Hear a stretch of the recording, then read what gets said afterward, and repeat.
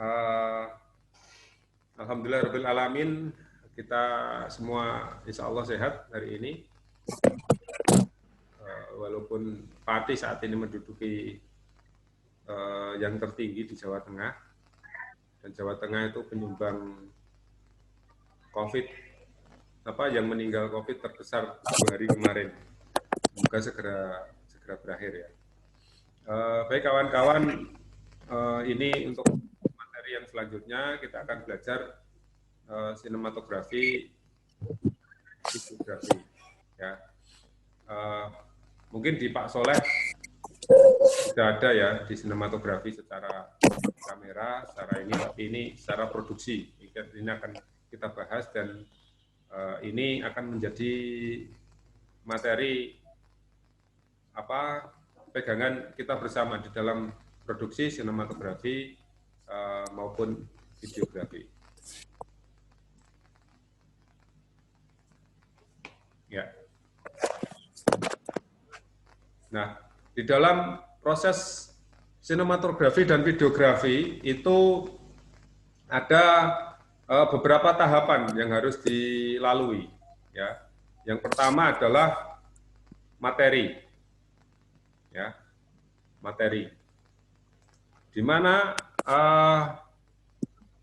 materi ini adalah menjadi penentu dari proses berikutnya.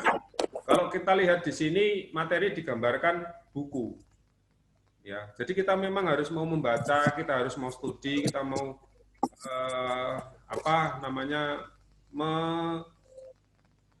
melihat, merasakan sesuatu yang ada di lingkungan kita. Gitu. Ya, kemudian proses, tolong dimatikan semua ya, audionya ya.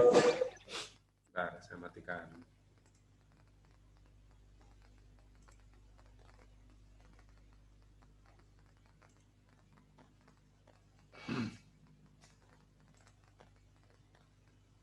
Oke, udah mati semua ya. Ya. Saya lanjutkan. Yang kedua adalah proses produksi.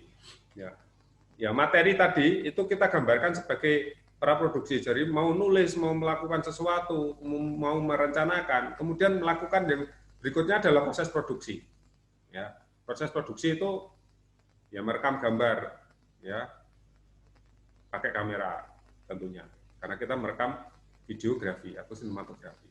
Ya, gitu. Berikutnya baru masuk ke tahap editing atau mixing, yaitu diolah di komputer. Kemudian masuk ke format, ya berikutnya setelah di editing, di mixing, kemudian formatnya apa yang mau ditampilkan. Misalkan ini digambarkan di sini adalah DVD, gitu, ya, yang nanti akan dipresentasikan. Ya, seperti itu. Jadi prosesnya adalah begitu. Dan ini adalah menjadi proses yang terus-menerus. Apapun bentuk videografi, sinematografi, mau bikin film, mau bikin vlog, mau bikin apapun, itu adalah ini, harus melalui tahapan ini. Sehingga nanti semuanya bisa berjalan dengan lancar. Oh, sebentar, ini ada yang masuk. Ya, bisa masukkan. Oke, saya lanjutkan. Ya, paham ya di sini ya?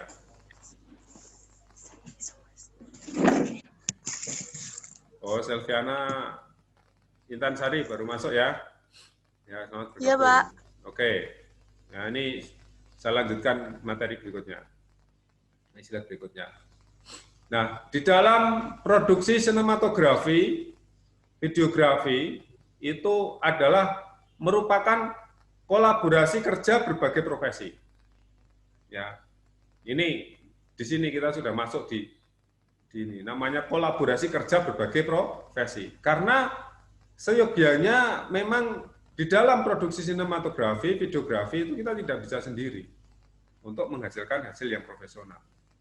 Nah, di dalamnya kita akan kolaborasi dengan namanya produser, ya.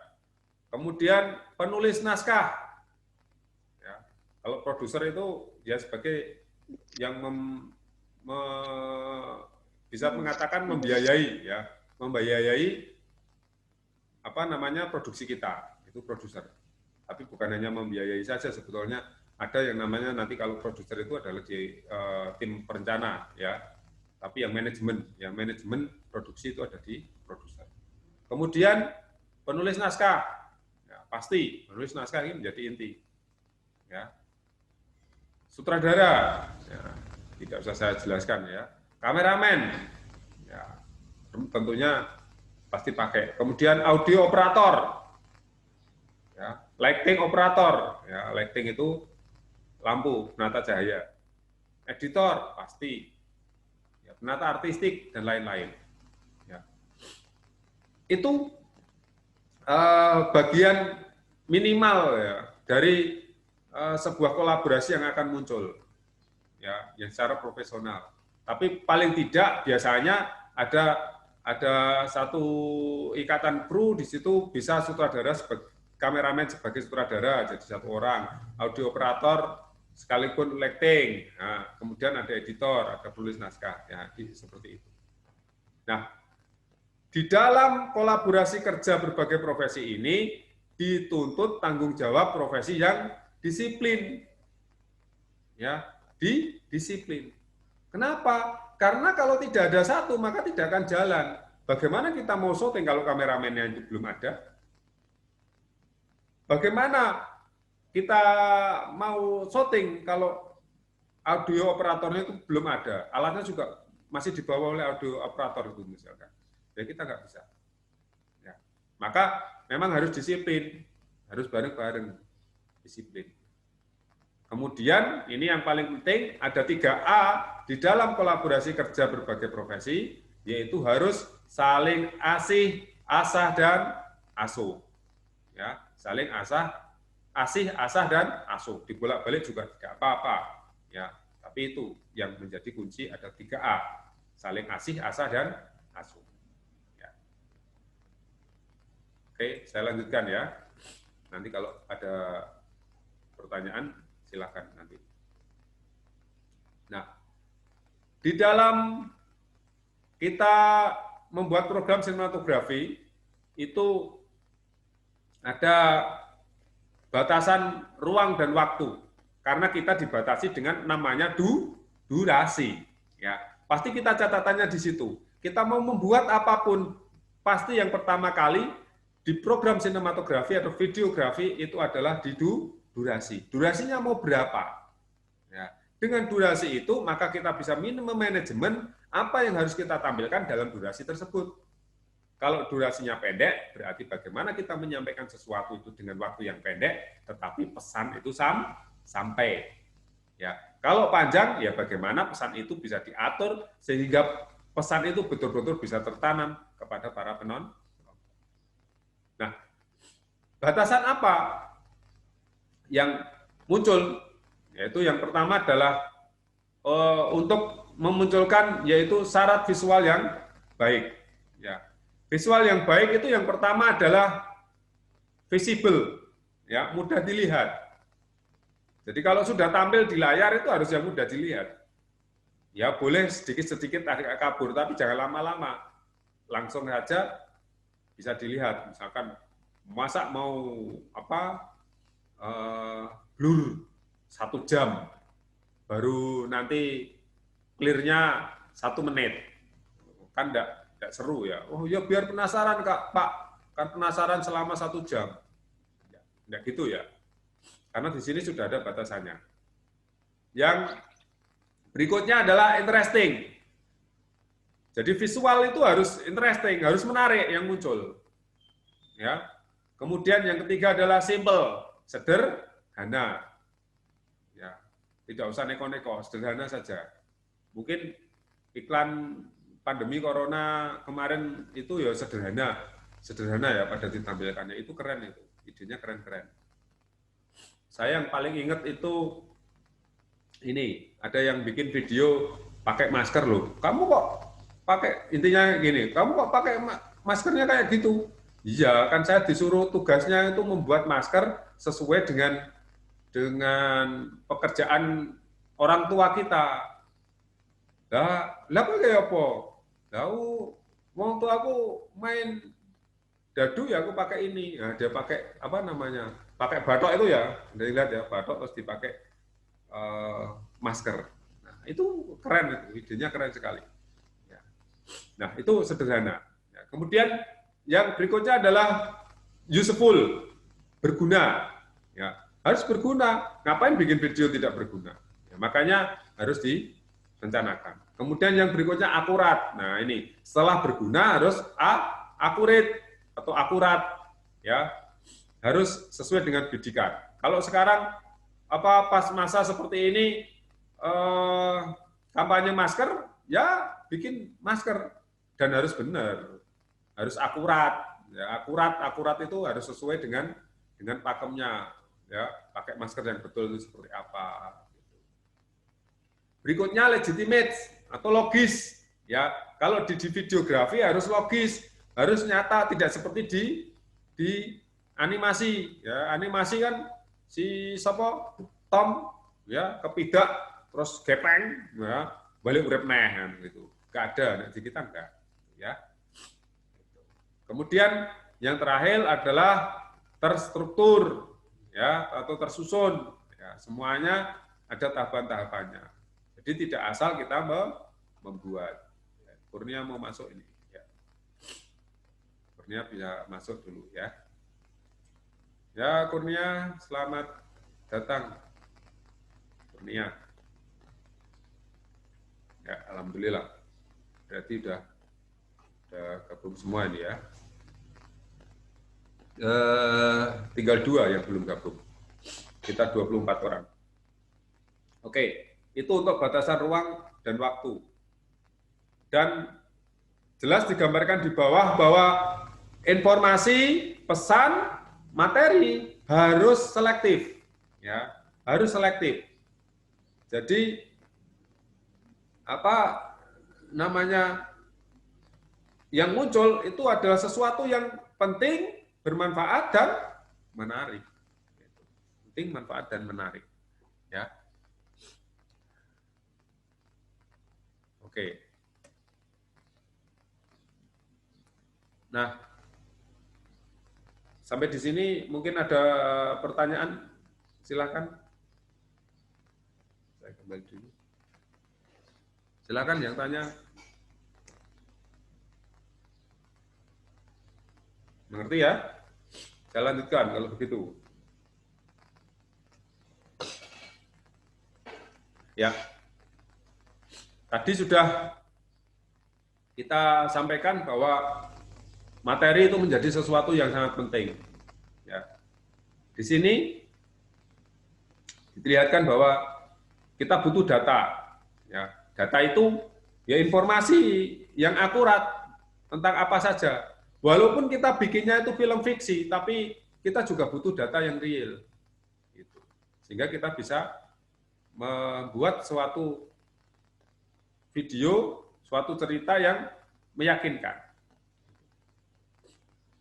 Kemudian materi juga bisa diambil dari fakta dan peristiwa. Ya, kejadiannya seperti apa, ya itu bisa menjadi catatan. Ya, misalkan contoh ada satu film, oh ya ini misalkan bacaan sholat Aisyah ya. Ya, bacaan sholat Aisyah itu untuk di mana Aceh ya. Nah, itu adalah peristiwa. Ya.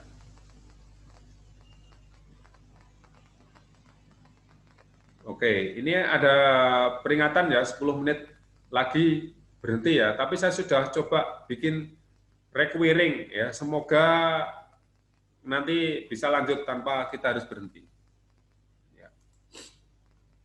Oke, itu ya contohnya ya.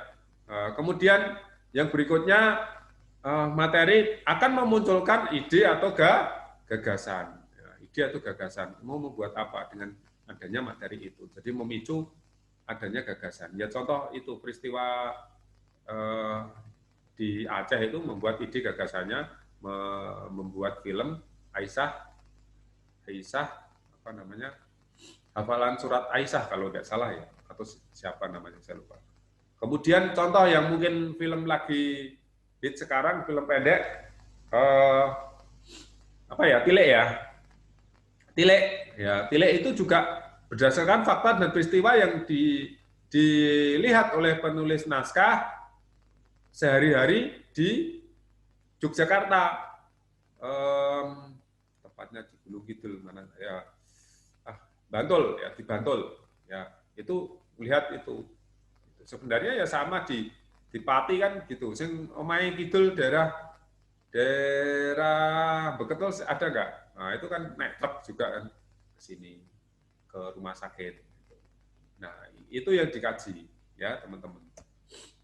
Nah kemudian dari data yang ada diseleksi, kemudian diolah, nah kemudian dibuat menjadi namanya naskah. Ya, naskahnya dibagi menjadi 3. Yang pertama adalah program jurnalistik, ya. Program jurnalistik itu adalah berarti berita, ya. Bentuknya berita, informasinya, ya. Videografinya model berita. Kemudian yang kedua non jurnalistik, bisa dinamakan fiksi, ya. Itu biasanya dibikin drama, film, sinetron, itu masuknya di program yang kedua. Dan kalau program yang ketiga yaitu program instruksional itu seperti misalkan Presiden menyampaikan pidato tentang apa wabah ini, yaitu instruksional, ya seperti itu. Hampir sama dengan jurnalistik, tapi ini programnya adalah dari atas ke bawah. Seperti itu. Oke, ya kawan-kawan, ini agak teori sedikit. Ya. Nah, untuk menyusun naskah harus terlebih dahulu memahami, menguasai bahasa visual dan fungsi suara. Inilah bedanya, ya. Inilah bedanya kita dengan penulisan yang lain. Kalau penulisan non videografi, non sinematografi itu tidak harus mengenal namanya bahasa visual dan fungsi suara. Tetapi kita akan belajar ini. Lailatul masuk, ya. Ya, kita harus mau tahu ini. Ya bedanya sekali lagi bedanya sinematografi, videografi dengan yang lain, naskah yang lain. Nah, kita lihat di sini. Ya, secara visual itu bisa dihasilkan dari video, bisa dari DSLR, bisa dari grafis, ya grafis dari komputer. Ya. Dan menjadi syarat teknis visual adalah secara teknis harus tampil prima dan bebas noise, ya, prima dan bebas noise. Kemudian yang berikutnya audio, ya kan visualnya tadi harus itu bebas noise, ya. Yang berikutnya audio itu bisa berupa dialog, ya. Dialog itu adalah pembicaraan 2 atau lebih, ya 2 atau lebih orang ya berbicara, nah, itu namanya dialog. Kemudian narasi itu keluar suaranya tok, tidak ada orangnya, ya wajahnya tidak muncul. Ya. Kemudian atmosfer itu adalah suara lingkungan. Ya, suara lingkungan. Kalau malam ada krik krik krik krik krik krik. Ya, kalau pagi ada cicit. Ya, suara pagi itu orang nyapu, itu atmosfer, ya. Musik ilustrasi musik yang mengiringi ini adegan di situ. Terus kalau musik mungkin dia bercampur lagu, ya. Kemudian sound effect, ya dia tuh misalkan lagi mukul pintu ya brak, suara brak, nah, seperti itu adalah sound effect, ya. Dan secara artistik ya harus tampil komunikatif sesuai dengan tujuan, ya sesuai dengan tujuan. Tampil komunikatif sesuai dengan tujuan, ya. Itu jangan sampai audionya justru merusak gitu, ya. karena ini penting sekali audio itu. Kalau audionya rusak, maka visualnya akan rusak. Tapi sebaliknya kalau visualnya agak rusak sedikit, tapi audionya bagus, masih aman secara ini. Ya, sebentar.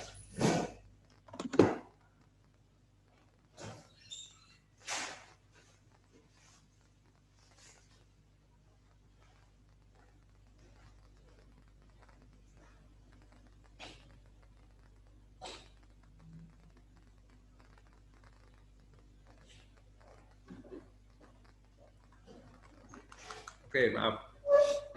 Saya lanjutkan. Ya. Nah, di bahasa visual diproduksi itu akan muncul 3 tahapan seperti ini. Ya, di bahasa maaf, bukan 3 tahapan. Di bahasa visual itu bisa muncul dari 3 hal. Ya, yang pertama, kalau dari kamera itu nanti kita akan mengenal namanya tipe shot. Ya, moving kamera, kemudian angle kamera. Ya. Kemudian kalau dari artis, maka kita akan mengenal namanya nanti ekspresi, gerak, ya, seperti itu. Dan kalau dari editing dan mixing, maka akan muncul di situ transisi, cutting, fade in, fade out, dan dissolving. Ya, seperti itu. Ya. Nah, ini nanti berikutnya kalau di Pak Soleh sudah disampaikan, ya berarti alhamdulillah nanti saya akan lompat, tapi kalau ternyata belum, ya ini akan saya ulang sedikit. Ya. Yang berikutnya itu bahasa visual kamera, tadi yang sudah kita lihat tadi ya, yang satu, yaitu akan muncul tipe shot, moving, dan angle. Ya. Kita sekarang akan mengenal namanya terminologi shot. Ya. Sudahkah ini? Namanya long shot? Silakan dijawab. Ya, ini saya buka. Silakan. Apa long shot? Di Pak Soleh sudah kan? Saya hanya mengulas. Yang bisa silakan ini. Long shot itu apa?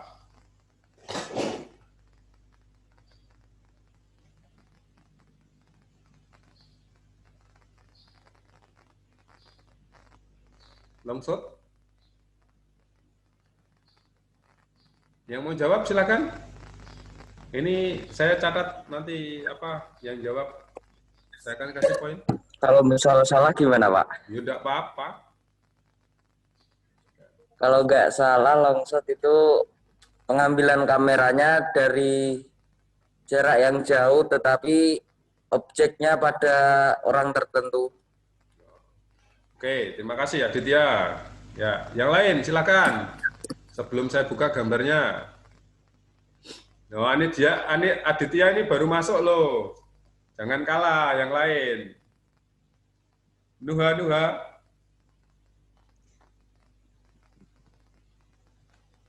Teknik yang lebih difokuskan pada gestur tubuh dan lingkungan sekitar.